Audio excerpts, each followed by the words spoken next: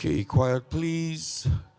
Good evening and welcome to the New York City Council hybrid hearing on the Committee on General Welfare. At this time, please silence all electronic devices. Chair, we are ready to begin. Thank you. Good afternoon, everyone, and welcome to today's hearing. My name is Diana Ayala, and I am the Deputy Speaker of the New York City Council and the Chair of the General Welfare Committee. Today, our committee will be voting on 4 bills. These bills address the city's rental assistance voucher program, City FEPS. City FEPS is an invaluable resource that has the potential to support individuals and families move out into apartments, thereby reducing rising length of stay at the shelter system and increasing vacancy rates. It would also prevent eviction for those at risk of homelessness. Due to barriers to access, many people experiencing homelessness are unable to secure a City FEPS voucher. The bill we have that we're voting on today will go a long way in reducing those barriers. They present one key solution to the city's growing homelessness crisis.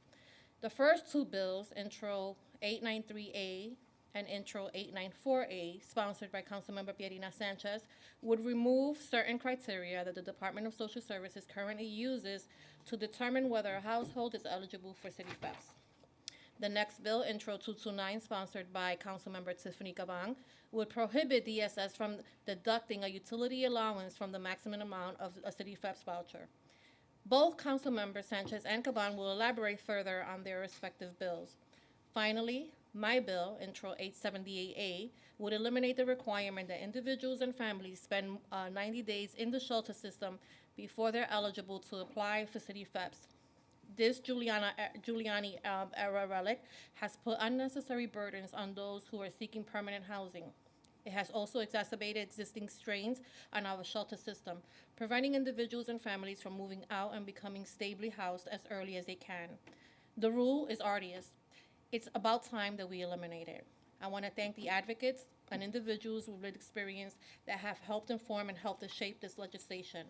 At this time, I'd like to acknowledge my colleagues who are here today: Councilmember Caban, Hudson, Lee, Osei, Wrestler, and obviously Councilmember Sanchez.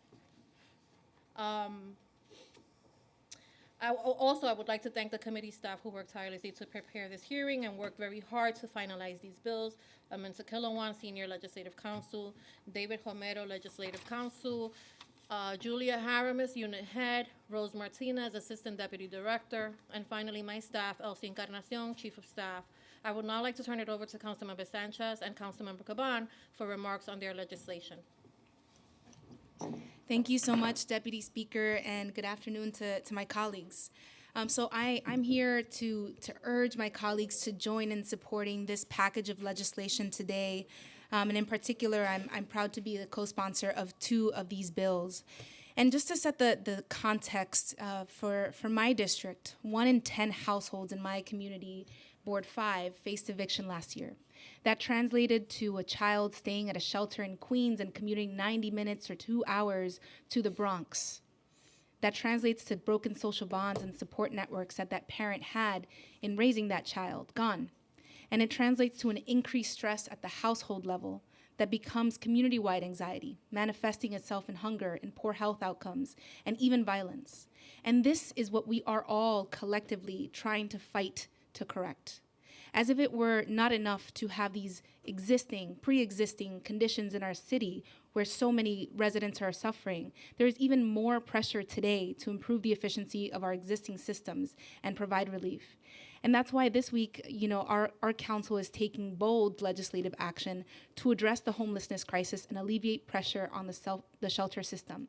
The time is now to relieve program requirements that essentially require homelessness as a precondition. You have to be evicted. You have to go to housing court. You have to go into the shelter, and then you can be eligible for a voucher in most cases. We need to eliminate that requirement. That is costing the city more in terms of how much we're paying for right to counsel, how much we're paying in the shelter system, and then how much we're paying in a more expensive voucher on the other side, because the units that they find are more expensive than the ones that they were leaving before the eviction.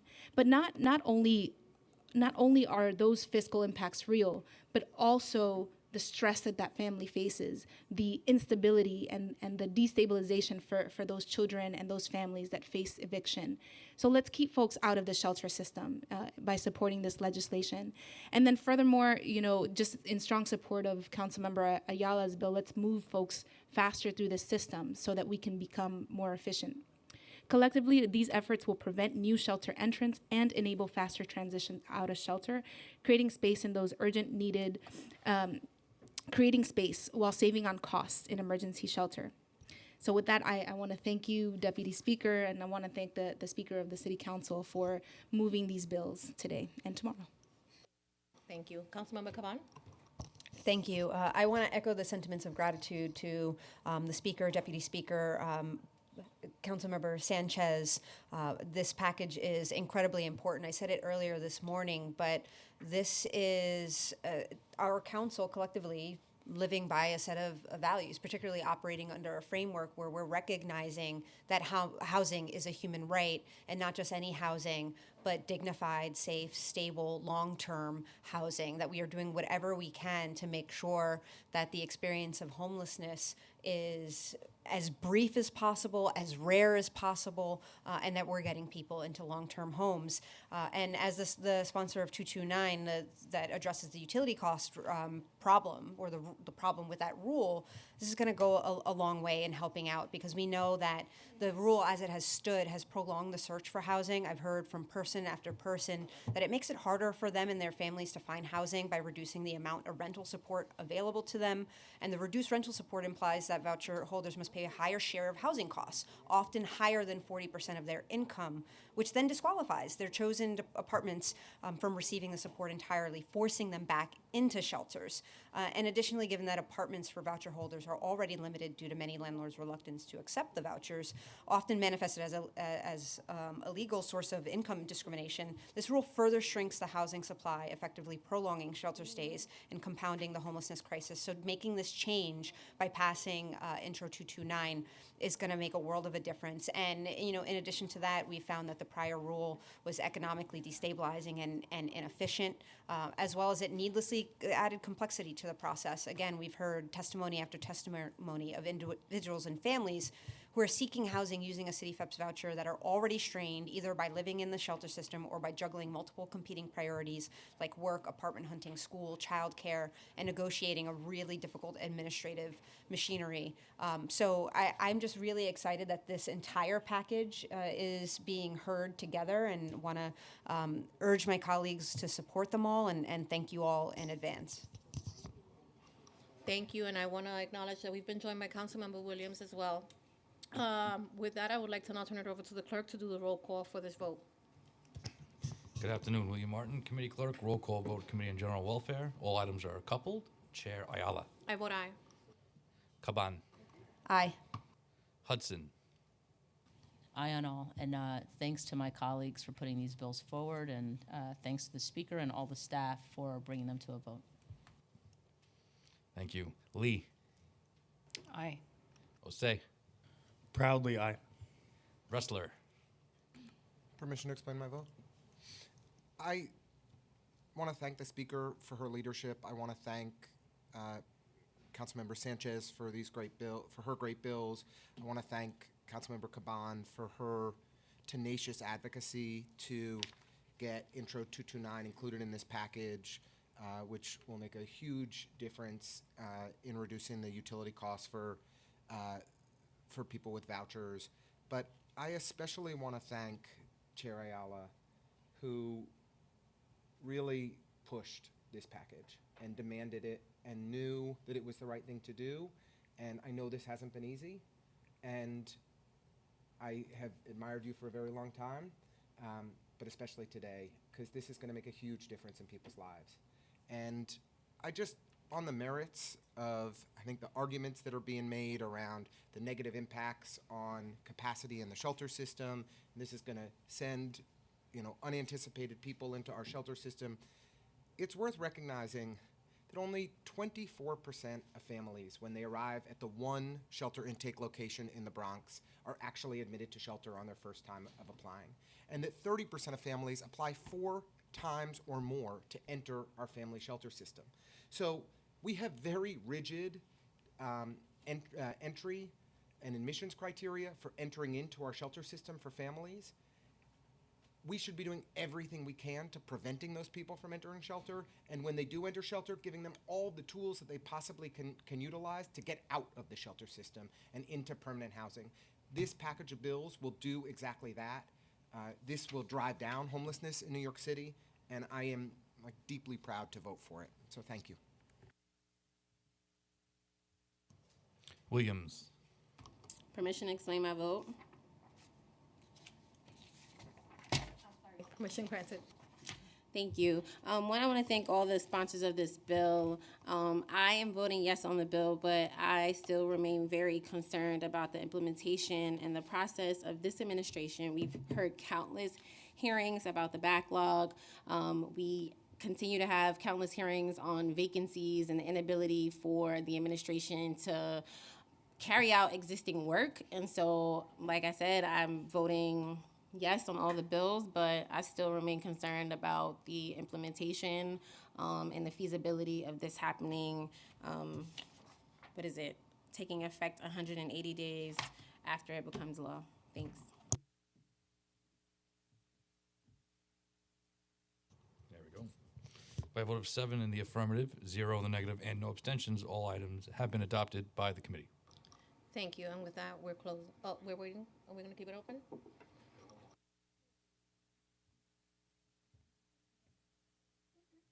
We're going to keep it open for Councilmember Stevens. Thank you, colleagues. You can.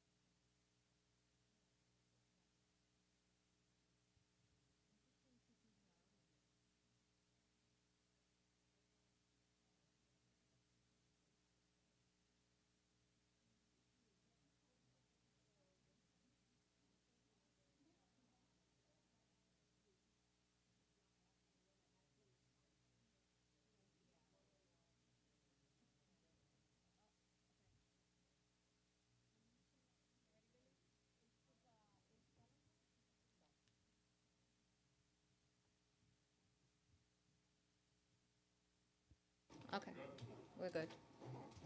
Continuation roll call, Committee on General Welfare, Councilmember Stevens. Permission to explain my vote? I said sorry. Although I'm very excited about these bills and think that we're moving in the right direction, I just want to make sure that we continue to work together to ensure that the process works smoothly. As a provider for over 20 years and working in nonprofits, understanding that we often create laws, but don't provide the systems to ensure that the people who need it most gets them. So my hope is that as this bill is passed and it's done, we can then work on processes to ensure that the people who most need them get them. Thank you, and with that, I vote aye on all. Thank you. Final vote now. Committee on General Welfare. All items are adopted with 8 in the affirmative, 0 in the negative, and no abstentions. Thank you, and with that, this vote is concluded. Malcolm.